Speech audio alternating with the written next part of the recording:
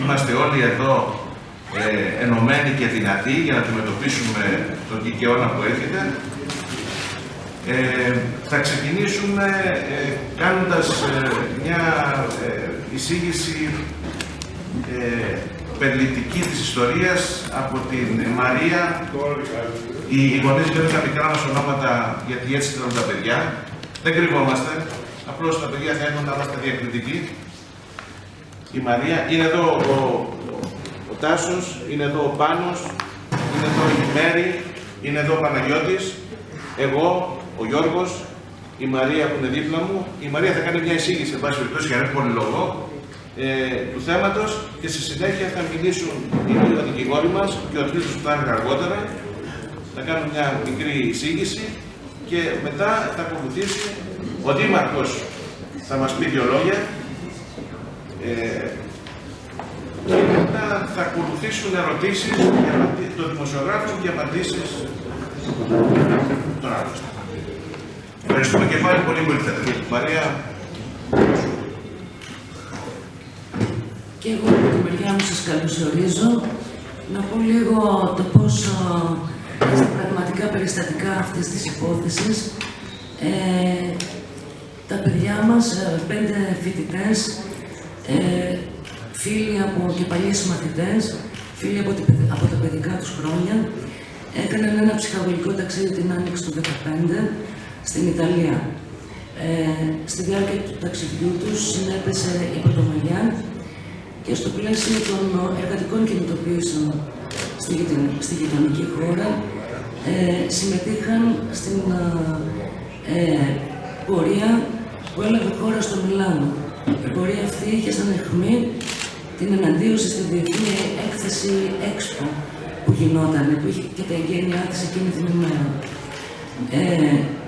Στο τέλος της πορείας, τα παιδιά επέστρεψαν οι 5 παιδιά, για μας είναι παιδιά, γιατί ο μέσος όρος ηλικίας τους είναι τα 20 με 21 χρονών. Όμως, στην κατάσταση που βρίσκονται τώρα και στην περιπέτεια που περνάνε, δεν είναι πια παιδιά. Είναι 5 νέοι άνθρωποι, 5 εξαιτούμενοι φοιτητές. Επέστρεψαν λοιπόν το βράδυ στο κάμπινγκ στο οποίο έμεναν, ωστόσο, επειδή έβρεχε, αναγκάστηκαν να φύγουν από εκεί. Διανυκτέρευσαν λοιπόν σε ένα κατηλημμένο χώρο και την επόμενη μέρα του πρωί, εξερχόμενοι αυτού του κατηλημμένου χώρου, προσήχθησαν από την Ιταλική αστυνομία. Προφανώς αυτός ο χώρος ήταν υπό παρακολούθηση. Έγιναν πάρα πολλές προσαγωγές στο σωρό και έτσι προσήχθησαν και τα παιδιά. Πήγαν στο αστυνομικό μέγαρο, τους πήγανε μόνο στο αστυνομικό μέγαρο, δεν ανακρίθηκαν, δεν κατηγορήθηκαν, δεν ρωτήθηκαν για κάτι και μετά από αρκετές ώρες αφέθηκαν, επέστρεψαν στην Ελλάδα και τελείωσε η ιστορία. 6 μήνες αργότερα έρχονται στα σπίτια μας πρωί-πρωί να συλλάβουν τα παιδιά, να κάνουν έρευνα στον χώρο μας και μας λένε ότι έχουν ευρωπαϊκό ένταλμα σύλληψης. 12 Νοέμβρη, ναι, μέρα επανεργατικής απεργίας, εκεί του Γιώργου. Και μας λένε ότι έχουν ευρωπαϊκό ένταλμα σύλληψης. Δυσκολευτήκαμε να αντιληφθούμε τη σοβαρότητα της κατάστασης, γιατί δεν μας είχε τίποτα προετοιμάσει για κάτι τέτοιο. Τα παιδιά πέρασαν μια βραδιά στην Γάδα. Την άλλη μέρα πέρασαν από την εισαγγελέα που θα αποφάσισε επί της προφυλάκησης ή όχι. Η εισαγγελέας τους άφησε με περιοριστικούς όρους και τότε κι εμείς αρχίσαμε να καταλαβαίνουμε τη σοβαρότητα της κατάστασης και τη βαρύτητα της υπόθεσης. Κατηγορούνται ότι εθεάθησαν να συμμετέχουν σε επεισόδια που έλαβαν χώρα στο πλαίσιο αυτής της πορείας που είχε γίνει. Δεν ξέρουμε από ποιον εθεάθησαν και τι ακριβώς εθεάθησαν να κάνουν. Κατηγορούνται για πράγματα που εκεί είναι κακουργήματα, ενώ εδώ είναι πλημμύληματα. Αυτό που είναι βέβαιο είναι ότι αυτοί οι 5 φοιτητές συμμετείχαν σε αυτή την πορεία. Το γεγονός ότι προσάχθηκαν την επόμενη μέρα κατά την έξοδό τους από κατηλημμένο χώρο, μας καθιστά και εμάς βέβαιος ότι πρόκειται για πολιτική δίωξη. Ότι οι προσαγωγές αυτές ήταν εφαρμοματικές και αντιλαμβανόμαστε ότι έτσι επιχειρείται να ποινικοποιηθεί η πολιτική δράση, γιατί η συμμετοχή σε μια διαδήλωση είναι μια κατεξοχήν πολιτική μορφή δράσης. Γι' αυτό μιλάμε για πολιτικές διώξεις, εμείς οι γονείς. Είναι ορισμένα πράγματα που μας έχουν θορυβήσει πάρα πολύ. Όπως για παράδειγμα, ότι κατηγορούνται με βάση ένα νόμο περί συλλογικής ευθύνης, δηλαδή όχι γιατί έκαναν κάτι, αλλά γιατί υπήρχε η φυσική τους παρουσία σε ένα πλήθος όπου συνέβησαν ορισμένα πράγματα, ορισμένες πράξεις. Ότι αυτά επισύρουν ποινή 8 με 15 χρόνια, υπενθυμίζω ότι τα παιδιά είναι από 19,5 μέχρι 23 χρονών. Και νομίζουμε, δηλαδή, όσο περνάνε οι μέρες, αισθανόμαστε ότι βρισκόμαστε σε καυκικούς δεδάλους. Εμείς τώρα είμαστε εν αναμονή των συμβουλίων εφετών που θα αποφασίσουν επί της έκδοσης.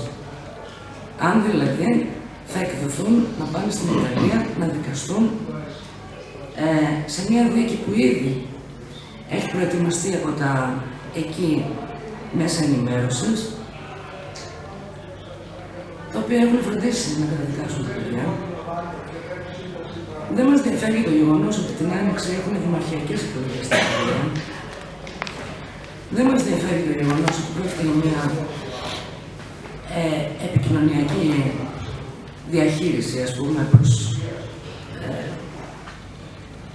ένα όφελος κάποιων παραγόντων εκεί πέρα της Ιταλικής πόλης.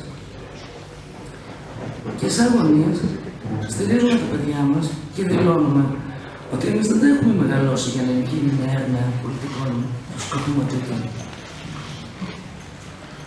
Εμείς έτσι όπως τα έχουμε μεγαλώσει και έτσι όπως είναι αυτά τα παιδιά, έχουμε κάθε λόγο να είμαστε περήφανοι και να καμαρώνουμε για αυτά. Να καμαρώνουμε γιατί έχουν συμμετάσχει και εδώ σε διεκδικήσεις. Είναι κομμάτι της κοινωνίας η οποία πιέζεται και αντιστέκεται. Και είμαστε στο πλευρό τους. Ζητάμε και από όλη την κοινωνία να σταθεί στο πλευρό τους και να μην επιτρέψει να περάσει μια τέτοια βαρβαρότητα που λέγεται Ευρωπαϊκό Ένταλμα Σύλληψης, που στέλνει έναν άνθρωπο για την πολιτική του δράση να δικαστεί σε μια άλλη χώρα, έξω από το πλέγμα των κανόνων δικαίου που γνωρίζει. Κανόνων δικαίου οι οποίοι δεν είναι απλά γράμματα και λέξεις, αποτυπώνουν το κοινωνικό αίσθημα περί δικαίου.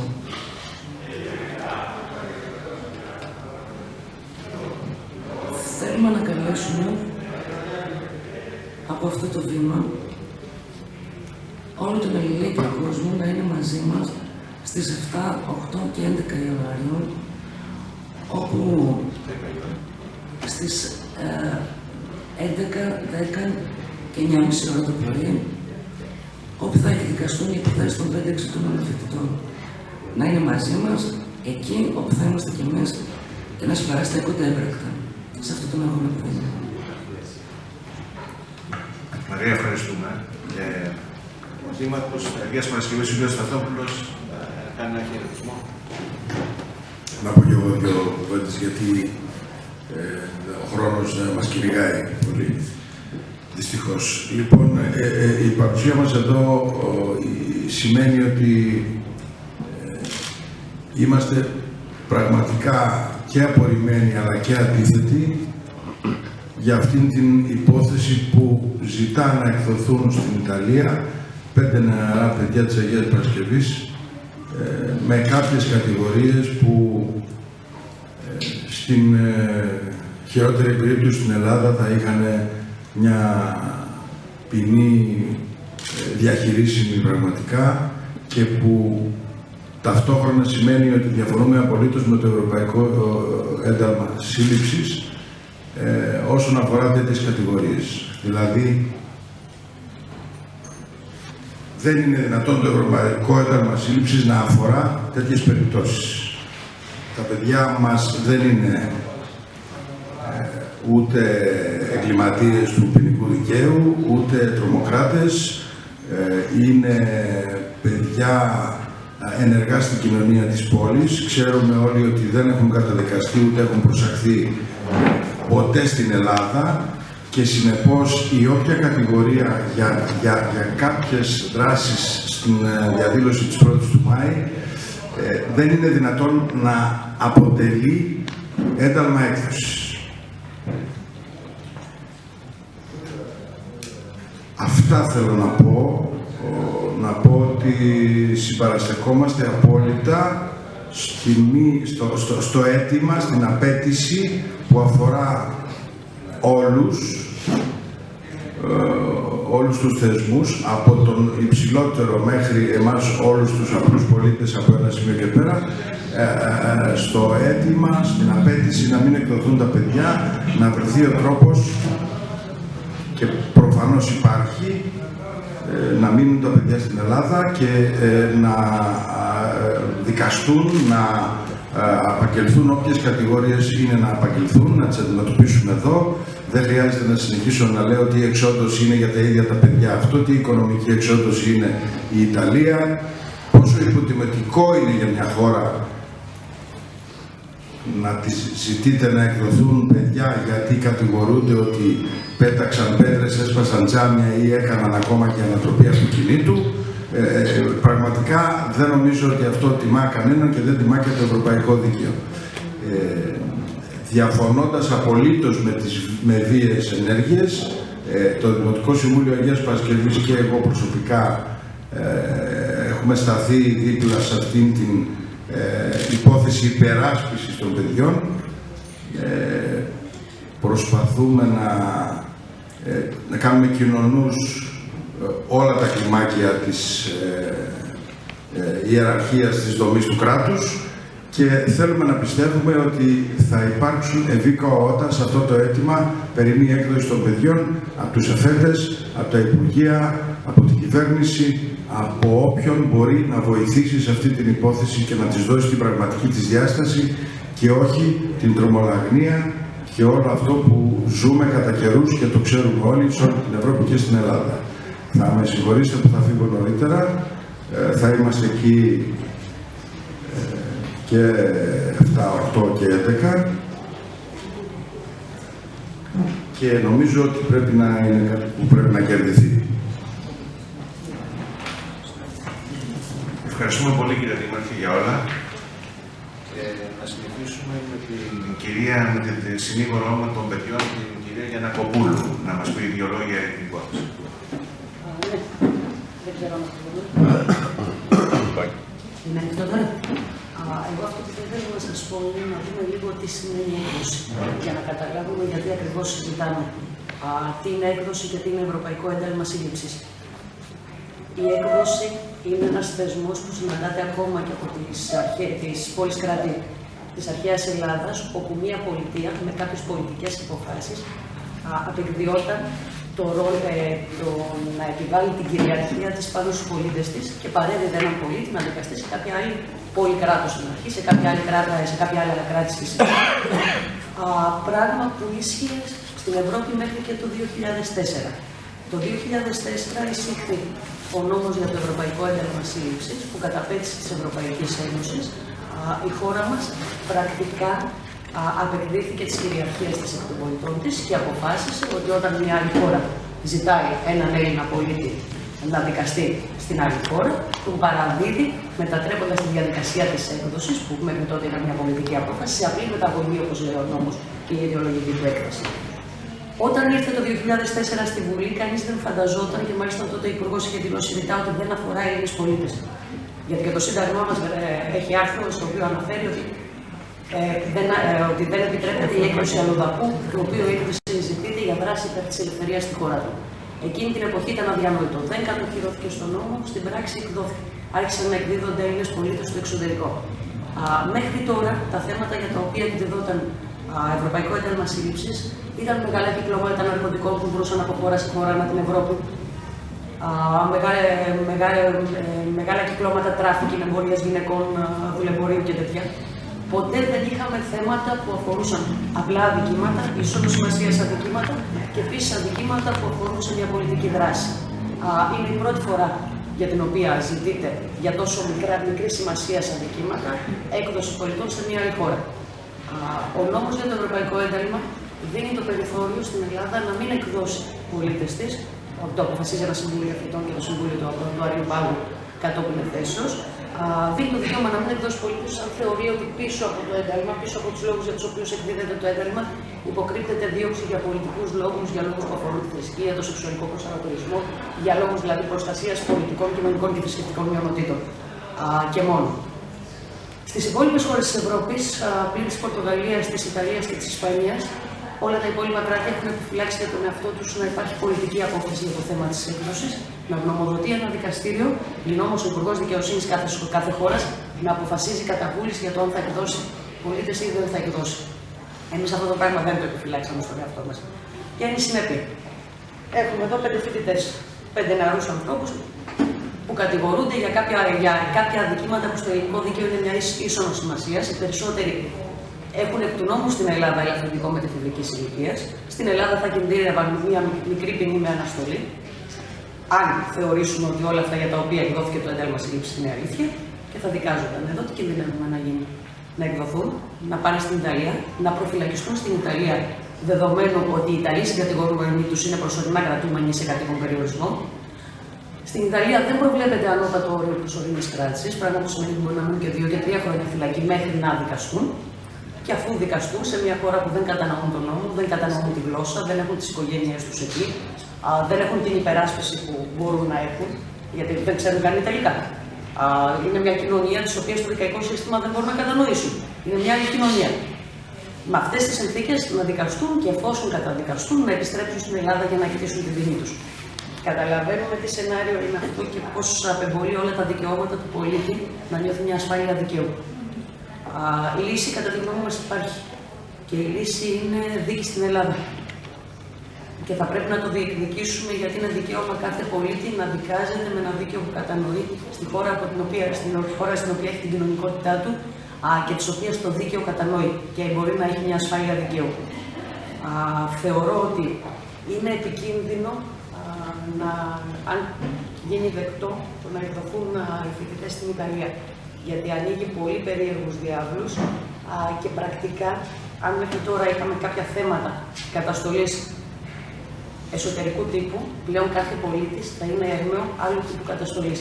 Θα κινδυνεύει να εκδίδεται ένα ένταλμα σύλληψης και η χώρα μας να τον παραδίδει σε οποιονδήποτε, ακόμα και για αδικήματα μέσω διαδικτύου ή οτιδήποτε. Δηλαδή, φανταστείτε να θεωρηθεί μια χώρα ότι προσβλήθηκε με βάση το δίκαιό της για κάτι που κάποιος ανήθησε στο διαδίκτυο και να ζητάει ευρωπαϊκά ένταλματα σύλληψης. Γιατί ναι, μέχρι τώρα μας λένε ότι η επίσημη δικαιολογία είναι μα δεν κατηγορούνται για τη διαδήλωση, κατηγορούνται για συγκεκριμένες πράξεις στη διαδήλωση. Θα μας επιτρέψετε εμάς τους δικηγόρους να είμαστε πολύ επιφυλακτικοί σε αυτό, γιατί καταλαβαίνουμε τι δρόμος ανοίγει. Και για να καταλάβετε πόσο σοβαρό μπορεί να είναι η κατηγορία αυτή τη στιγμή και πόσο να στέκουν όλα αυτά για τα οποία κατηγορούν τους 5 φοιτητές, να σας πω πολύ απλά ότι ο ένας από τους 5 για τους οποίους έχει εκδοθεί ένταλμα σύλληψης έχει δίδυμο αδερφό, είναι πανομοιότυπη, ο οποίος ήταν στην Ιταλία, προσήχθη μαζί με τους φοιτητές για τους οποίους εκδόθηκε ένταλμα την επόμενη μέρα. Εκδόθηκε ένταλμα μόνο για τον ένα, με το αιτιολογικό ότι εθεάθη να το κάνει. Εμείς οι δικηγόροι δεν τους ξεχωρίζουμε. Δεν ξέρουμε πώς οι Ιταλοί μπόρεσαν να τους ξεχωρίσουν και να εκδώσουν ευρωπαϊκό ένταλμα σύλληψης μόνο για τον ένα με τους δύο. Αυτά για να καταλάβετε πόσο επικίνδυνο, πόσο στο πόδι είναι το πράγμα και πόσο πολιτική σημασία είναι τελικά αυτή η υπόθεση και γιατί θα πρέπει όλοι μας να κάνουμε ό,τι μπορούμε προκειμένου να αποφευχθεί η έκδοση.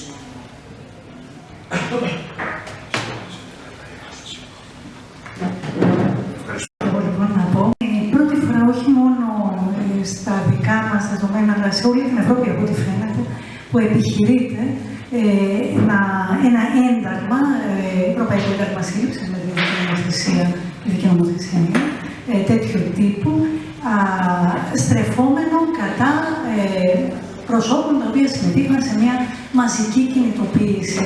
Συμμετείχαν δηλαδή σε μια πορεία ασκώντας το δικαίωμα που προβλέπεται από το Σύνταγμα και προστατεύεται από το Σύνταγμα, από την Ευρωπαϊκή Σύμβαση Ανθρωπίνων Δικαιωμάτων και προς την κοινή μας συνείδηση είναι δικαίωμα όλων των πολιτών το να πορεύονται, να διεκδικούν, να διαδηλώνουν με τα αιτήματά τους. Και αιτήματα σε αυτή την περίπτωση με αιτήματα τα οποία ήταν απολύτως δίκαια. Η συμμετοχή η κατηγορία αφορά τη συμμετοχή στην πορεία της Πρωτομαγιάς, μια δηλαδή εργατική κινητοποίηση, η οποία κυρίως είχε ως αίτημα την αποτροπή μιας διεθνούς έκθεσης που θα λάμβανε χώρα στο Μιλάνο. Μιας διεθνούς έκθεσης η οποία καταγγελόταν για την καταπάτηση των δικαιωμάτων των πολιτών και την υπεράσπιση των συμφερόντων καπιταλιστικών μεγάλων εταιριών και αντίστοιχων φορέων. Πρέπει να πω ότι στο Ιταλικό δίκαιο αυτή η κατηγορία συνεπάγεται έχει ένα πολύ βαρύ πλαίσιο ποινικών κυρώσεων, αφού οι προβλεπόμενες ποινές είναι από 8 έως 15 χρόνια, όπως επανειλημμένα έχουμε πει. Η κατηγορία είναι οι φθορές και λαιλασίες και είναι αυτό που αντιστοιχεί στο αντίστοιχο δικό μας άρθρο του ποινικού κώδικα του 189 περί διατάραξης κοινής ειρήνης. Είναι συμμετοχή σε μια πορεία στην οποία συμβαίνουν καταστροφές και λαιλασίες και βιοπραγίες μάλλον με το δικό μας τον νόμο. Μια ποινική διάταξη η οποία σε εμάς είναι πλημεληματική και οι ποινές που επιβάλλονται είναι σε ένα αρκετά χαμηλό, σε ένα χαμηλό γενικά και απολύτως διαχειρίσιμο, όπως είπε και προηγούμενα οι προηγούμενοι ομιλητές, σε ένα απολύτως διαχειρίσιμο πλαίσιο. Οι ποινές στην Ιταλία, οι προβλεπόμενες ποινές είναι 8 έως 15 χρόνια. Οι κατηγορίες είναι διπλές και επομένως το πλαίσιο της ποινής μπορεί να διαρριγνύεται προς τα πάνω και δεν ξέρουμε ως πού μπορεί να φτάνει, ενώ η εμπειρία ιταλική μας λέει ότι οι ποινές που έχουν επιβληθεί σε αντίστοιχα γεγονότα, σε αντίστοιχες περιπτώσεις, κυμαίνονται από 6 μέχρι 11 χρόνια. Η Ιταλική δικαιοσύνη δηλαδή, με μεγάλη ευκολία επιβάλλει σε διαδηλωτές ποινές της τάξης των 6, των 8, των 10, των 11 χρόνων, για τη συμμετοχή σε μια πορεία στη διάρκεια της οποίας έχουν γίνει καταστροφές, έχουν γίνει φθορές και βιοπραγίες. Κάτι που πρέπει να πούμε ότι συμβαίνει γενικά τα τελευταία χρόνια σε όλη την, όχι μόνο στην Ευρώπη, αλλά ανά τον κόσμο, όταν υπάρχουν διακριτικές πορείες, σε κάποιο σημείο της πορείας υπάρχει περίπτωση να υπάρξουν τέτοιου είδους εκδηλώσεις, τέτοιου είδους αντιδράσεις. Είναι πρωτοφανές αυτού του είδους οι εκδηλώσεις, αυτού του είδους οι αντιδράσεις να οδηγούν σε μια συλλογική ενοχοποίηση των διαδηλωτών και σε μια ποινικοποίηση της συμμετοχής τους με τέτοιο τρόπο. Πρέπει να πω ότι στην Ιταλία το σχετικό άρθρο αποτελεί κατάλοιπο της φασιστικής περίοδου. Είναι κατάλοιπο μιας περίοδου άλλης καταστολής των πολιτικών δικαιωμάτων στην Ιταλία, το οποίο έχει διατηρηθεί και μετά την αποκατάσταση της δημοκρατίας και το οποίο έχει μετά τον πόλεμο και το οποίο έχει επαναφερθεί σε λειτουργία ουσιαστικά τα τελευταία χρόνια και μετά κυρίως τη μεγάλη διαδήλωση στη Γένοβα το 2001, μια διαδήλωση η οποία συγκέντρωσε διαδηλωτές από όλη την Ευρώπη και στην οποία, να θυμίσω, η ελληνική συμμετοχή αριθμούσε πάνω από 4.000 άτομα. Η πρόθεση τότε ήταν από τότε μάλλον, ήταν να περιοριστούν αυτού του είδους οι μετακινήσεις ανά την Ευρώπη και η συμμετοχή, η μαζική συμμετοχή σε μαζικά γεγονότα πολιτών από άλλες χώρες. Ήδη από τότε είχε εκφραστεί αυτή η πρόθεση και η ανάγκη να εξυπηρετηθεί κανονικά και μέσα στα πλαίσια των διαβουλεύσεων του Ευρωπαϊκού Συμβουλίου σε σχέση με αυτά τα μαζικά γεγονότα και είχαν πάρθει και συγκεκριμένες αποφάσεις οι οποίες αφορούσαν την καταστολή αυτού του τύπου των γεγονότων. Παρ' όλα αυτά, των συμμετοχών, παρ' όλα αυτά είναι η πρώτη φορά που αυτού του είδους η καταστολή οδηγεί σε ένα αίτημα έκδοσης σαν το σημερινό. Αναφέρθηκαν οι προηγούμενοι ομιλητές στους κινδύνους που αντιμετωπίζουν οι Βουλγαροί Ανακοπούλου, στους κινδύνους που αντιμετωπίζουν οι φοιτητές αν εκδοθούν στην Ιταλία για να υποστούν τις κυρώσεις του Ιταλικού ποινικού δικαίου και της ποινικής οικονομίας σε σχέση για τις κατηγορίες τις οποίες αντιμετωπίζουν. Ανέφερα και εγώ ότι ο τρόπος με τον οποίο η Ιταλία αντιμετωπίζει αυτά τα γεγονότα είναι εξαιρετικά σκληρός και η Ιταλική δικαιοσύνη φαίνεται ότι έχει υπακούσει στην εφαρμογή του νόμου πολλές φορές στην ανάγκη εξυπηρέτησης πολιτικών σκοπιμοτήτων. Αυτών των πολιτικών σκοπιμοτήτων που αφορούν στον περιορισμό της μετακίνησης πολιτών ανά την Ευρώπη και τη συμμετοχή σε μαζικά γεγονότα. Να θυμίσω σε αυτό το σημείο για να έχουμε μία εικόνα της δικαιότητας με την οποία οι Ιταλικές κατασταλτικές αρχές και η Ιταλική δικαιοσύνη αντιμετωπίζουν αυτού του τύπου τις μετακινήσεις. Να θυμίσω ότι στην μεγάλη διαδήλωση της Γένοβας 150 από τους Έλληνες οι οποίοι κινήθηκαν προς την Ιταλία για να συμμετάσχουν σε αυτό το πολύ μεγάλο γεγονός που σημάδεψε που χαρακτήρισε τις κινητοποιήσεις, τις πολιτικές στην Ευρώπη. 150 λοιπόν Έλληνες που ήθελαν να συμμετάσχουν πετάχτηκαν στη θάλασσα προτού καν προλάβουν να μπουν στο Ιταλικό έδαφος.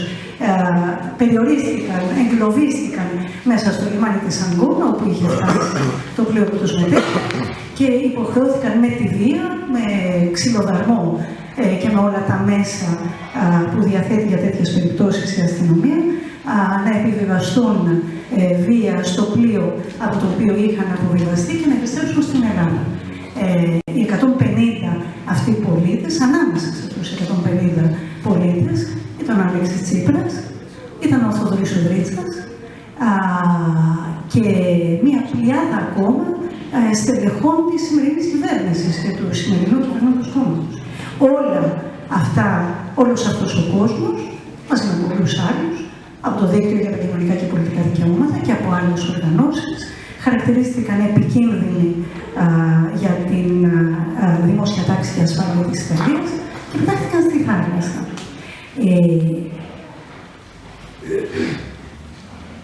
Να πω ότι το αίτημα της Ιταλίας για την έκδοση των 5 νεαρών για να δικαστούν εκεί με αυτές τις κατηγορίες είναι ένα αίτημα το οποίο έχει προκαλέσει γενικά προβληματισμό και αμηχανία και στις ίδιες τις αρχές οι οποίες πρέπει να ασχοληθούν με αυτό. Στην προσπάθεια των γονέων και των συνηγόρων να αναδείξουμε το ζήτημα και να θέσουμε τις διάφορες πλευρές του, νομικές και πραγματικές, τα διάφορα νομικά και πραγματικά κολλήματα για τα οποία δεν θα έπρεπε να γίνει αυτή η έκδοση, δεν θα έπρεπε να γίνει αποδεκτό αυτό το αίτημα. Κάναμε συναντήσεις, διαβήματα και υποβάλαμε αιτήματα προς κάθε κατεύθυνση. Συναντηθήκαμε με τον Υπουργό Δικαιοσύνης, ο οποίος βεβαίως πρέπει να πω ότι στην περίπτωση του Ευρωπαϊκού Εντάλματος Σύλληψης, σε αυτήν την ειδικού τύπου νομοθεσία έκδοσης, όπως είπα και πριν, δεν έχει καμία αρμοδιότητα, όπως και μας δήλωσε, εκφράζοντας όμως τη συμπάθεια ο ίδιος στην περίπτωση και την έκπληξή του για το πώς μπορεί να συμβαίνει κάτι τέτοιο σήμερα, να υπάρχει μια τέτοια εξέλιξη σήμερα στην Ευρώπη. Συναντηθήκαμε με τους δικαστικούς λειτουργούς με τις εισαγγελικές αρχές μάλλον του Εφετείου της Αθήνας, θέτοντάς τους τα ζητήματα, οι οποίες μας διαβεβαίωσαν ότι ο νόμος θα εφαρμοστεί με κάθε φιδό και προσοχή και απευθυνθήκαμε προς κάθε κατεύθυνση ζητώντας την συμπαράσταση και την αλληλεγγύη της ευαίσθητης πλευράς του ευαίσθητου κομματιού της ελληνικής κοινωνίας. Παρόλα παρότι η εφαρμογή του Ευρωπαϊκού Εντάλματος Σύλληψης είναι μια διαδικασία η οποία εξετάζει μόνο την τυπική πλευρά των πραγμάτων και όχι την ουσία, πιστεύουμε βαθιά ότι έχουμε μπροστά μας μια δίωξη πολιτικής σκοπιμότητας από την πλευρά της Ιταλίας και έχουμε την εντύπωση, τη βεβαιότητα, ότι το ζήτημα της εκτέλεσης αυτού του εντάλματος είναι ένα ζήτημα βαθιά πολιτικό. Είναι ένα ζήτημα που αφορά την πολιτική ζωή του τόπου. Είναι ένα ζήτημα βαθιά πολιτικό, γιατί θα ανοίξει, θα είναι ένα μεγάλο τραύμα για την Ελλάδα, για την κυβέρνηση, για την αριστερά, εάν εκτελεστεί ένα τέτοιο τύπο ένταλμα, και θα είναι ένα μεγάλο τραύμα για την Ευρώπη, γιατί θα ανοίξει ένας δρόμος εξαιρετικά επικίνδυνος σε βάρος των Ευρωπαίων πολιτών. Γι' αυτό το λόγο ζητάμε να λέμε ότι πρέπει με κάθε τρόπο αυτό το αίτημα της Ιταλίας, αυτό το απαράδεκτο και αδιανόητο αίτημα, να μην γίνει δεκτό. Πρέπει σε κάθε περίπτωση να αποτραπεί αυτή η έκδοση. Και αν τυχόν και υπάρχει οτιδήποτε που μπορεί να βαραίνει, ή οποιαδήποτε υποψία που μπορεί να βαραίνει αυτά τα παιδιά, ζητάμε να δικαστούν στην Ελλάδα γι' αυτό. Σε ένα σύστημα το οποίο μπορεί να τα αντιμετωπίσει, να τους δώσει το δικαίωμα της υπεράσπισης, τα οποία θα τα αντιμετωπίσει με τα εργαλεία του δικού μας ποινικού νόμου και του δικού μας νομικού πολιτισμού, θα τα αντιμετωπίσει μέσα στα πλαίσια που η κοινωνία θέτει για την αντιμετώπιση αυτών των ζητημάτων και με έναν τρόπο ο οποίος δεν θα προσβάλλει την Ελλάδα, την εθνική κυριαρχία, γιατί υπάρχει ένα τέτοιο ζήτημα, και δεν θα παραβιάζει κατάφορα τα δικαιώματά τους. Ευχαριστώ πολύ την κυρία Κουρτό στον λόγο. Να μας πει δύο λόγια μόνο ο κύριος Βάινας, εκπρόσωπος της ΑΔΕΔ, γιατί θέλει να φύγει για δικούς του προσωπικούς λόγους.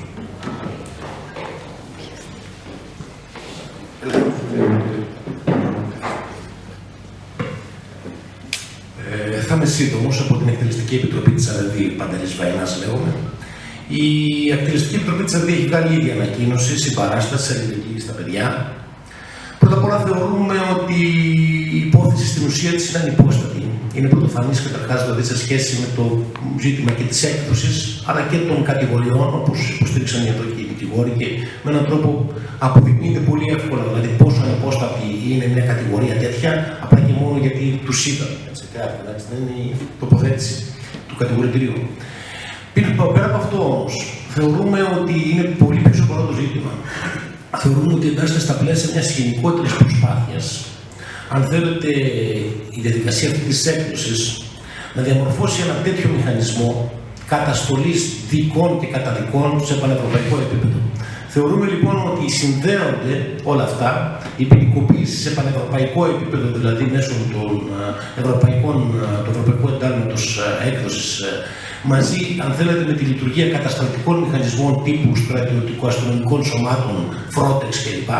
Δηλαδή, πιθανά είναι σκηνές από το μέλλον, όπου θα βλέπουμε δηλαδή κατασταλτικούς μηχανισμούς να δρουν σε όλη την Ευρώπη, χωρίς όρια, χωρίς περιορισμούς και δίκες και καταδίκες αντίστοιχα σε όλη την Ευρώπη. Ένα είναι αυτό.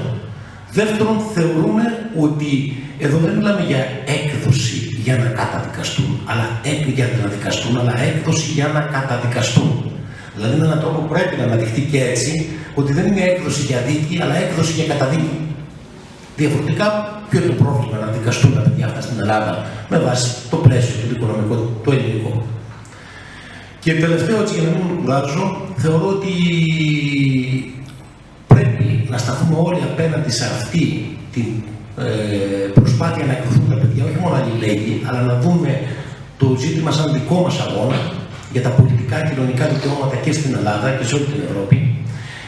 Εμείς θα προτείνουμε στην Εκτελεστική Επιτροπή της ΑΔΔ, πέρα από την ανακοίνωση, να στηρίξει αυτή την προσπάθεια και με στάση εργασίας την πρώτη μέρα της εκδίκασης του εφετείου, της 7 του Γενάρη, και συγκέντρωση στον χώρο του εφετείου. Θα ζητήσουμε συνάντηση και με τον Υπουργό Δικαιοσύνης, τον κύριο Παρασκευόπουλο, και καλούμε από το βήμα αυτό και την δικαιοσύνη την ελληνική, αλλά και την κυβέρνηση να μην προχωρήσουν σε μια τέτοια πράξη έκδοση των παιδιών. Καλούμε αυτή την κυβέρνηση, όπως και που παρέδωσε μέσω των μνημονίων το μέλλον των παιδιών μας στην Ευρωπαϊκή Ένωση και τους σχεδιασμούς της, όπως και οι προηγούμενες κυβερνήσεις, αφού παρέδωσαν το μέλλον των παιδιών μας, να μην παραδώσουν και τα ίδια μας τα παιδιά. Ευχαριστώ. Ευχαριστούμε τον κύριο Βάινα. Ευχαριστούμε πολύ. Ο λόγος βέβαια θα δώσει τον κύριο Παπαδάκη και μετά θα ακολουθήσουν οι δημοσιογράφοι με τις ερωτήσεις τους. Ο λόγος του κύριου Παπαδάκη. Ευχαριστώ και πολύ σύντομα, επειδή και έχω αρχίσει και ήδη υπήρξαν αναλυτικές τοποθετήσεις οι οποίες κάλυψαν το θέμα σε μεγάλο βαθμό. Να πω τα εξής, ότι μετά την παγκοσμιοποίηση της καπιταλιστικής οικονομίας έρχεται και η παγκοσμιοποίηση της καταστολής. Ότι στην Ευρωπαϊκή Ένωση η συγχώνευση των νομικών πολιτισμών δεν αποφέρει μια διεύρυνση των δικαιωμάτων και ελευθεριών, αλλά συστολή και περιορισμό του συστηματικά. Και ένας από τους θεσμούς που υλοποιεί αυτή τη συστολή και τον περιορισμό είναι ο θεσμός του Ευρωπαϊκού Εντάλματος Συλλήψεως, ένα έκτρωμα της ελληνικής ένωμης τάξης, το οποίο προσχώρησε το 2004 και το οποίο τώρα υφιστάμεθα τις συνέπειες. Τα λέγαμε και τότε, έχουμε κάνει και συνέδρια στην αίθουσα αυτή, έχουμε γράψει άρθρα, δημοσιεύματα, έχουμε καταγγείλει τον τρομονόμο νούμερο 2 που ψηφίστηκε ταυτόχρονα με το Ευρωπαϊκό Ένταλμα Σύλληψης το καλοκαίρι του 2004. Στα 11 χρόνια εφαρμογής του Ευρωπαϊκού Εντάλματος Σύλληψης είναι η αλήθεια ότι, όπως είπε και η Δούλα προηγουμένως, η βαρύτητα της εγκληματικότητας με την οποία καταπιάστηκε ο θεσμός αυτός ήταν πολύ ψηλότερη και ανεπίδεκτη κοινωνική συμπαράσταση. Με εξαίρεση κάποιες πολύ σημαντικές περιπτώσεις Τούρκων και Κούρδων πολιτικών αγωνιστών που βρίσκονται στην Ελλάδα και οι οποίοι πέρασαν από το Συμβούλιο Εφετών με αποτελέσματα άλλοτε θετικά και άλλοτε αρνητικά. Τονίζω όμως τα θετικά και θα αναφερθώ τελευταία σε κάποια από αυτά, που τα θετικά βεβαίως απέτρεψαν την έκδοσή τους σε χώρες όπως η Γερμανία, η Γαλλία, η Ιταλία κτλ. Για έκθεση ποινών ή για άσκηση ποινικής δίωξης. Ερχόμενος στη συγκεκριμένη υπόθεση να πω το εξής. Το σημαντικότερο χαρακτηριστικό της είναι ότι έχουμε πρώτη φορά εφαρμογή Ευρωπαϊκού Εντάλματος Σύλληψης για διαδηλωτές, για πλημεληματικές πράξεις στο δίκαιο της χώρας από την οποία ζητούνται και οι πράξεις αυτές οι οποίες στην Ελλάδα, δηλαδή η διακεκριμένη αντίσταση κατά της αρχής ή η διακεκριμένη διατάραξη κοινής ειρήνης, όσοι έχουν σήμερα ή όσοι είχαν, αν θέλετε, και την 1η Μαΐου του 2015, διώκονται σε βαθμό πλημελήματος, τιμωρούνται με πλαίσιο 2-5 χρόνια, δεν συγχωρείται προφυλάκηση, δεν συγχωρείται σύλληψη παρά μόνο επαυτοφόρο και αντίθετα με αυτά στην Ιταλία έχουμε κακουργηματικό χαρακτηρισμό, πλαίσιο ποινής 8-15 χρόνια, προφυλάκηση. Και προφυλάκηση χωρίς ανώτατο όριο, που εδώ έχουμε το 18μηνο. Αυτός είναι ο νομικός πολιτισμός της Ιταλίας, από την οποία, όπως και τις λοιπές χώρες της Ευρώπης, ψωνίζουμε νομικό πολιτισμό.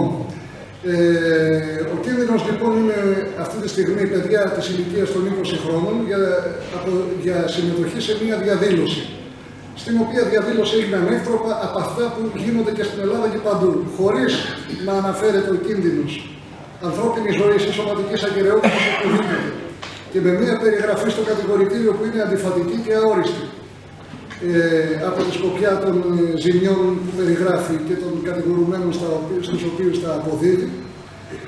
Ο κίνδυνος λοιπόν είναι το εξής, ότι πρώτον, παραβιάζεται, ουσιαστικά καταστρατηγείται η αρχή του διτού αξιόπινου, διότι για πράξεις που εδώ πέρα είναι πλημεληματικές και υπάρχονται σε πολύ ευνοϊκότερο νομικό καθεστώς, διώκονται σε μια χώρα με πολύ δυσχερέστερη νομική μεταχείριση, είναι τα εμπόδια της γλώσσας και όλα τα υπόλοιπα.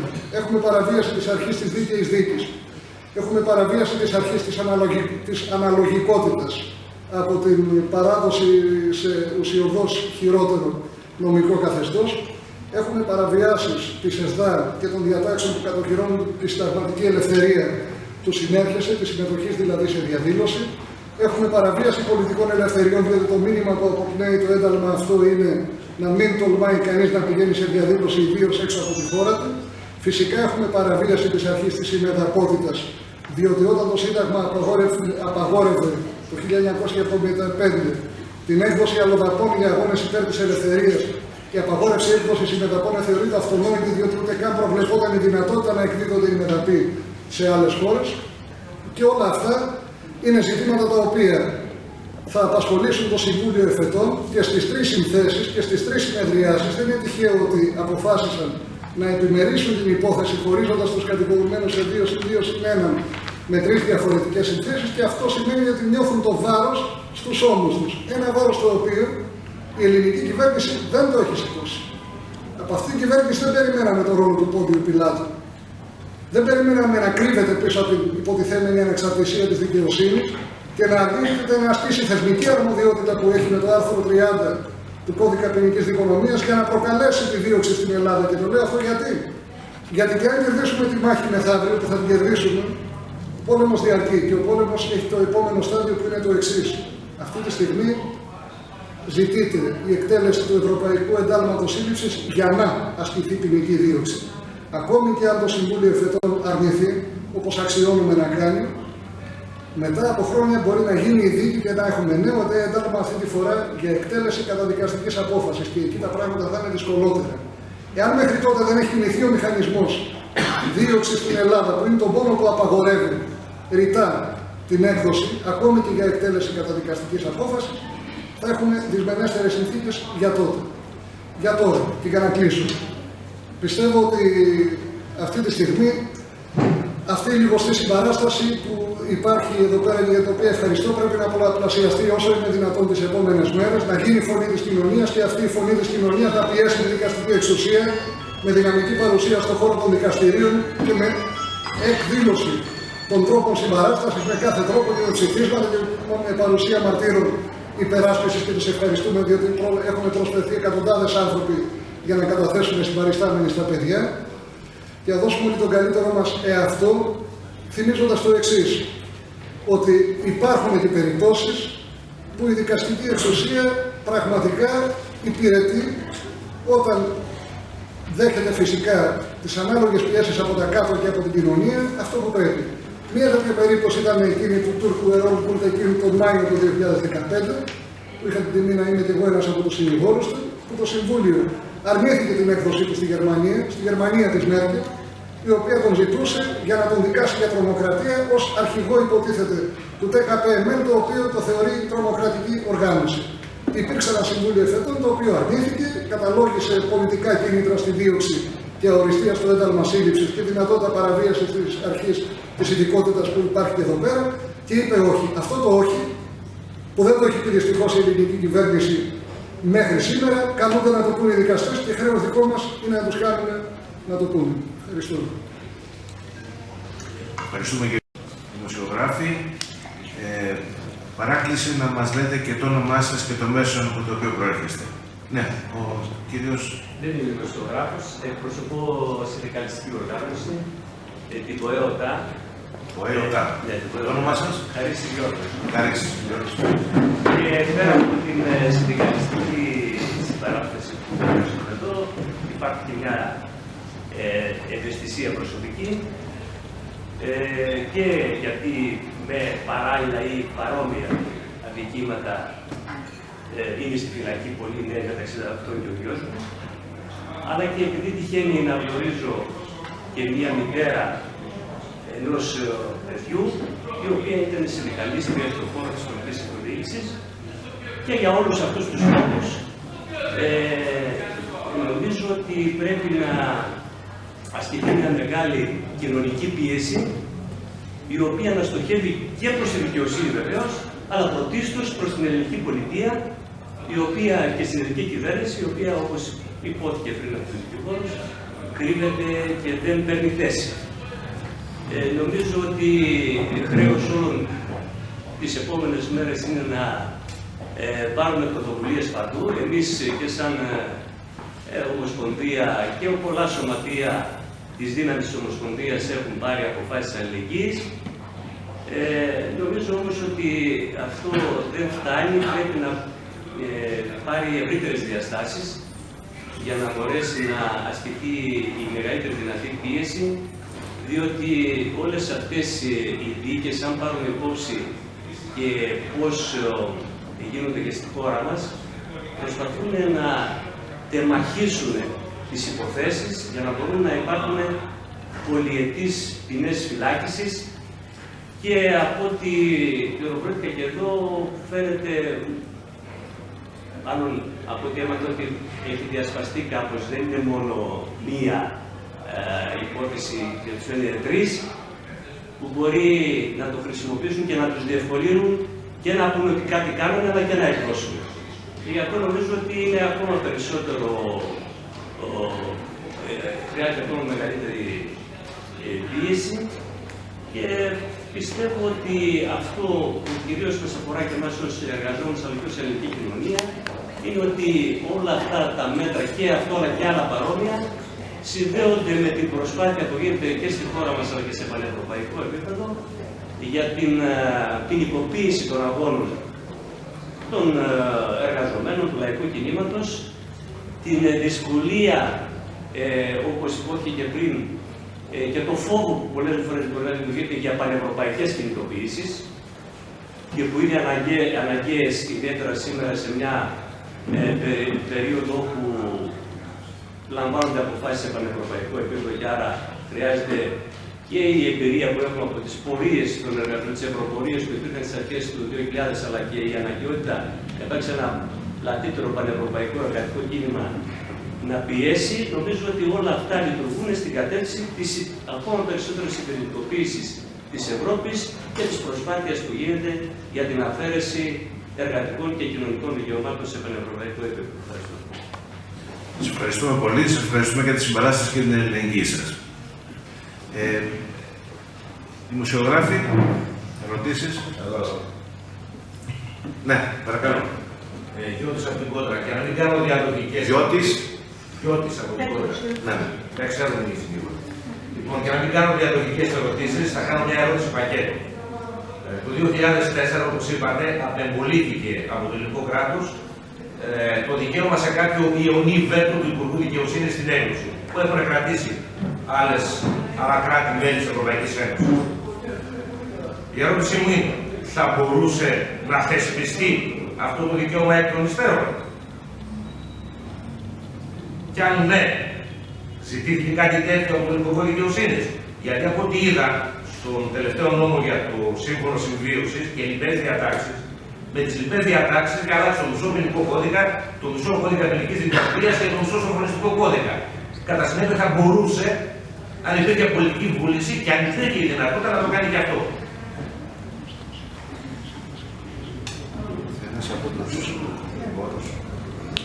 Λοιπόν, καταρχήν να πω το εξής, ότι η δυνατότητα αυτή υπάρχει φυσικά στον εθνικό νομοθέτη, αλλά είναι εκτός των όρων της Σύμβασης Πλαίσιο, την οποία την ξέρεις, Πέτρο, και με βάση την οποία έχει θεσπιστεί το Ευρωπαϊκό Ένταλμα Σύλληψης. Κατά συνέπεια, και αν υποθέσουμε ότι η κυβέρνηση έχει την πολιτική βούληση να το κάνει αυτό, που κατά την άποψή μου δεν την έχει, μπορεί να επικαλεστεί συμβατικές δεσμεύσεις από τη σύμβαση αυτή, η οποία παραδίδει το ζήτημα στη δικαιοσύνη μονάχα και το αφαιρεί από την δυνατότητα του Εθνικού Υπουργού.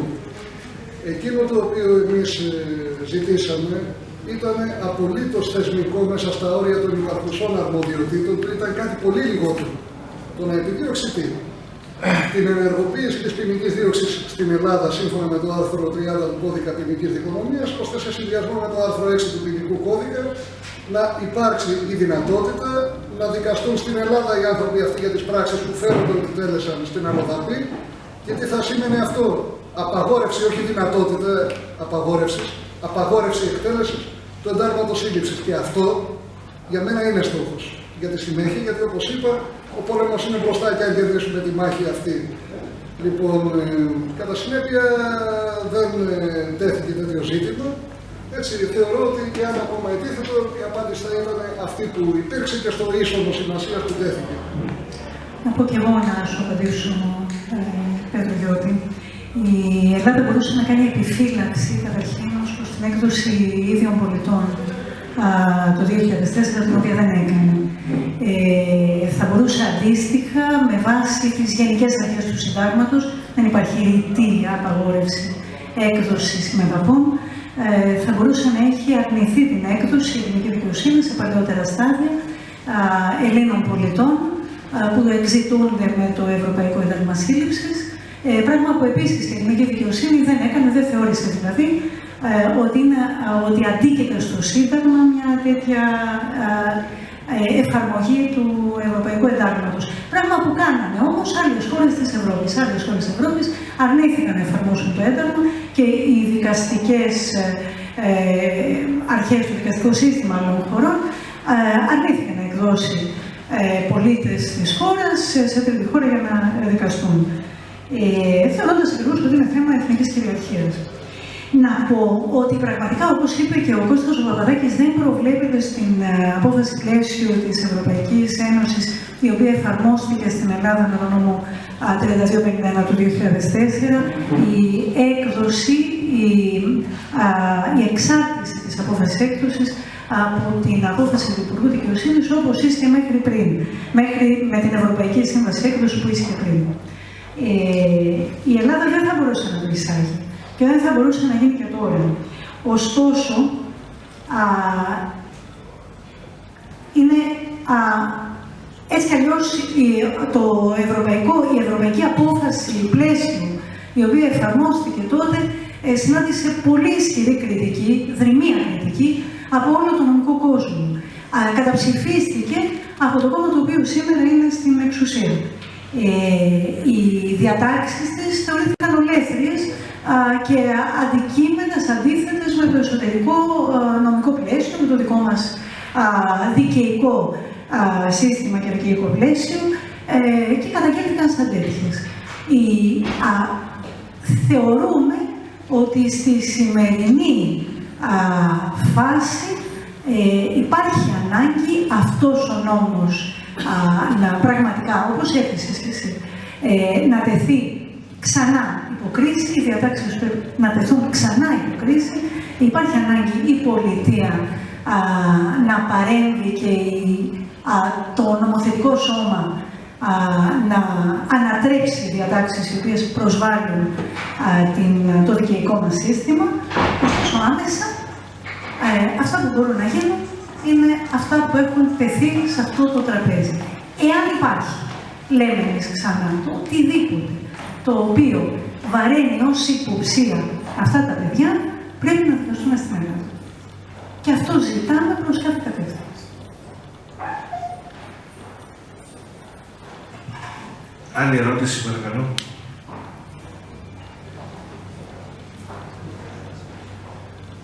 Μπορεί όποιος θέλει και από τους υπόλοιπους φίλους να κάνει τοποθέτηση, να πει δύο λόγια. Η Δέσποινα Μουτσούμπα από την περιφέρεια Αττικής.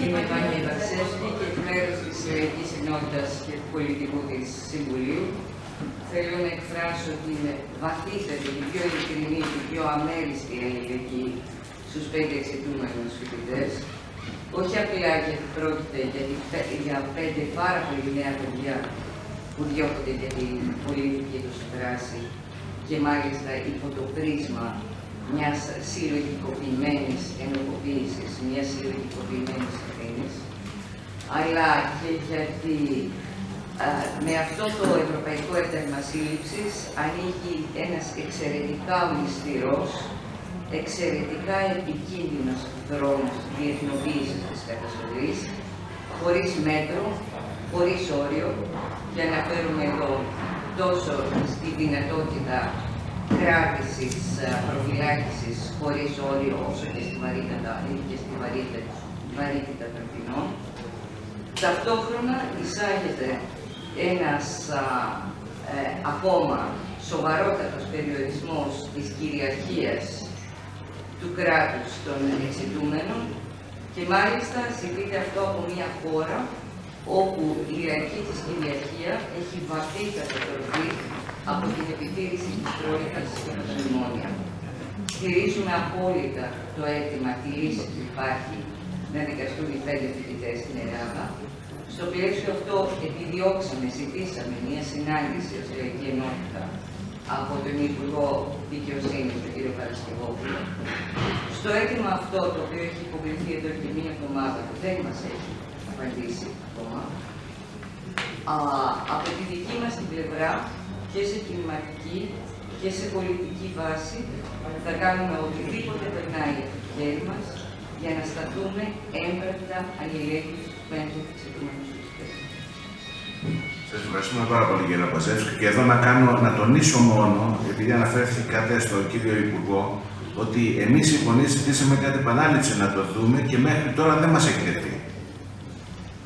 Έτσι για την ιστορία. Παρακαλώ. Δέσποινα Κουτσούμπα, Περιφερειακής Σύμβουλος Αττικής και εκπροσωπώ και την Ανταρσία. Η Περιφέρεια Αττικής έβγαλε ψήφισμα όπως και άλλοι δήμοι, βγάλαμε το Περιστερίου και είπαμε πρωτοβουλία, βέβαια όχι αναγκαστικά των δημάρχων πάντα, αλλά έχει σημασία αυτό. Και από ό,τι ξέρω, χτες τέθηκε στο Περιφερειακό Συμβούλιο του Πελοποννήσου το θέμα. Έχουν μια αξία αυτές οι αποφάσεις, κυρίως θα έχουν αξία όμως παρουσία στο δικαστήριο. Εγώ θέλω να βάλω δύο πράγματα τα οποία με ανησυχούν πάρα πολύ. Θεωρώ ότι το θέμα είναι βαθιά πολιτικό. Δεν είναι μια απλή δήλωση. Είναι βαθιά πολιτικό για την Ιταλία, γιατί είδα το πρωτοσέλιδο των εφημερίδων που λέγανε να ήρθαν οι ξένοι και έκαναν ζημιές. Το έχουμε ζήσει και στη χώρα μας αυτό το 2008 που έφτασε και στο οριακό σημείο να λένε στο ένα νησί ότι ήρθαν οι του διπλανού νησιού και κάναν τις ζημιές. Λοιπόν, νομίζω ότι φτιάχνεται ένα κλίμα στην Ιταλία να φορτωθούν και με αυτή την έννοια διπλά πρόβλημα το να εκδοθούν οι άνθρωποι στην Ιταλία, γιατί είναι προφανές ότι τα παιδιά αυτά δεν θα δικαστούν καθόλου σε μια δίκαιη δίκη, αλλά σε μια δίκη που θα είναι πολύ εύκολο να φορτωθούν τα πάντα για να απαλλαγούν άλλοι, για να δημιουργηθεί ένα πολιτικό κλίμα ότι υπάρχει εισαγόμενη τρομοκρατία εντός εισαγωγικών στην Ιταλία. Το ένα θέμα είναι αυτό. Το δεύτερο θέμα που είναι πάρα πολύ πολιτικό είναι ότι η ελληνική κυβέρνηση δίνει συνεχώς εχέγγυα συμμόρφωσης με όλες τις επιταγές της Ευρωπαϊκής Ένωσης. Δυστυχώς δεν θεωρώ ότι αυτό το ευρωπαϊκό ένταλμα ήρθε σε αυτή τη συγκυρία τυχαία. Σε μια συγκυρία που συζητιέται το αν θα είναι η χώρα ή δεν θα είναι στη Σέγγεν, υπάρχουν δηλαδή συνεχώς απειλές και πιέσεις, θα σας διώξουν από τη Σέγγεν κλπ. Σε μια χώρα που συμβαίνουν αυτά που συμβαίνουν με το προσφυγικό και την αντιμετώπιση και τη Frontex και την αντιμετώπιση στην Ευρωπαϊκή Ένωση, ήταν απλά ήρθε και έδεσε. Γι' αυτό λέω ότι δεν θεωρώ ότι είναι τυχαίο. Και θεωρώ ότι είναι βαθιά πολιτικό, γιατί ζητάτε η συμμόρφωση της χώρας όχι με το να εκδώσει τους φοιτητές στην Ιταλία, με το να δείξει ότι αξίζει εντός εισαγωγικών, με ό,τι σημαίνει αυτό για τους δανειστές της χώρας, να είναι ισότιμο μέλος της Ευρωπαϊκής Ένωσης. Και νομίζω ότι αυτό είναι το πιο σημαντικό ζήτημα που πρέπει να αναδειχθεί και γι' αυτό χρειάζεται πραγματικά τη στήριξη μας. Δεν είναι ατομικό θέμα των οικογενειών και των παιδιών. Είναι ένα σαφέστατο πολιτικό θέμα. Είναι ένα θέμα που δείχνει το τι ακριβώς είναι, ποια είναι η φύση της Ευρωπαϊκής Ένωσης σήμερα. Και είναι και ένα θέμα το οποίο αποδεικνύει για ποιο λόγο ο κ. Παρασκευόπουλος σε συνεχόμενες οχλήσεις, γιατί το ραντεβού ζητήθηκε από σύνολο οργανώσεων της αριστεράς, δεν έχει απαντήσει και έχει αρνηθεί να δει τον οποιονδήποτε. Προσωπικά περίμενα ότι η εύκολη λύση θα ήταν να μας δεχτεί και να μας πει ότι η ανεξαρτησία της δικαιοσύνης, όπως λένε πάντα οι υπουργοί σε αυτές τις περιπτώσεις, το να μην θέλει καν να έρθει στη θέση να απαντήσει για το συγκεκριμένο θέμα, θεωρώ ότι είναι όχι μόνο, νομίζω ότι δεν είναι καν στην αρμοδιότητά του, δηλαδή είναι στην αρμοδιότητα του Υπουργείου Εξωτερικών, ας πούμε, και του Πρωθυπουργού, το αν θα δώσει τα εχέγγυα, σε εχέγγυα στα οποία θύματα θα είναι οι 5 νέοι, και αυτό είναι το πιο τραγικό από όλα, και οι οικογένειές τους βέβαια, γιατί πραγματικά το βάρος είναι τεράστιο. Με αυτή την έννοια εκφράζουμε την πλήρη συμπαράστασή μας, θα κάνουμε ό,τι περισσότερο μπορούμε, θα επιμείνουμε στο ραντεβού με τον Παρασκευόπουλο και αν δεν θα χρειαστεί να, νομίζω, θα συμφωνήσουμε όλοι να ανακοινωθεί αυτό το πράγμα που δεν μας δέχτηκε και τους λόγους για τους οποίους θεωρούμε ότι δεν μας δέχτηκε, για να υπάρξει μια πραγματική πολιτική πίεση και βέβαια τις ημέρες του δικαστηρίου. Σας ευχαριστώ κύριε Κουτσούμπα. Το δικηγόρο μας θα είναι πάνω σε αυτή τη βάση κυρίως. Άλλος κύριος, η κυρία Μάτσα. Εγώ θέλω να τονίσω κάποια ζητήματα τα οποία ήδη μπήκαν από την αρχή. Πρώτα απ' όλα ότι η Ευρωπαϊκή Ένωση μέσα στην κρίση της και αντιμετωπίζοντας τον κίνδυνο της διάλυσης της από τις εσωτερικές αντιφάσεις, πραγματικά σκληραίνει τη στάση της και διεθνοποιεί ουσιαστικά την καταστολή. Αλλά πέρα από αυτό, που αναλύθηκε αρκετά, νομίζω ότι συνδέθηκε και με την Γένοβα του 2001,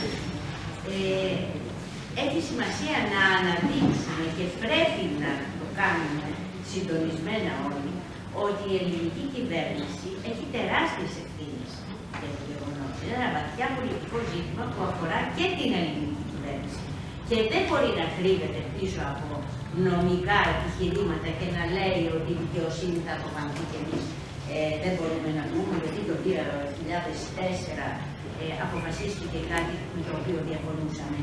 Οφείλει να πάρει θέση και νομίζω ότι όλο το κίνημα, όχι μόνο η Ελληνική, όλο το κίνημα, και είναι πάρα πολύ ενθαρρυντικό ότι υπάρχουν και συνδικαλιστικές οργανώσεις εδώ και φορείς διάφοροι που μεταφέρουν αυτό το πνεύμα της αντίθεσης. Πρέπει να δούμε ότι υπάρχει για αυτό το ζήτημα της μη έκδοσης της δίκης στην Ελλάδα, πρέπει να γίνει μια υπόθεση της αντίστασης του ελληνικού λαού σε αυτή την πολιτική που επιβάλλεται, που σωστά είπε η Δέσποινα Κουτσούμπα, είναι μια πολιτική του να λέμε ναι σε όλα, το ζητούν οι Ευρωπαίοι, δεν μπορούμε να κάνουμε διαφορετικά. Είχε πει, γράφτηκε στις εφημερίδες, ότι η Μέρκελ, όταν γινόταν η περίφημη διαπραγμάτευση των 17 ωρών, είχε πει μετά, σχολιάζοντας αυτήν που υποτίθεται ότι ο Τσίπρας αντιστεκόταν, είχε πει ότι η δικιά της εκτίμηση είναι ότι αρκεί να τρομοκρατήσει τον Τσίπρα και τα υπογράφει όλα. Λοιπόν, αυτή η κυβέρνηση είναι τρομοκρατημένη, καιρός είναι να παλέψουμε ενάντια σε αυτήν. Δεν μπορούμε να δεχόμαστε τέτοιες πολιτικές. Και πρέπει να γίνει υπόθεση ολόκληρου του κινήματος. Σας ευχαριστώ πολύ κύριε Μάτσα.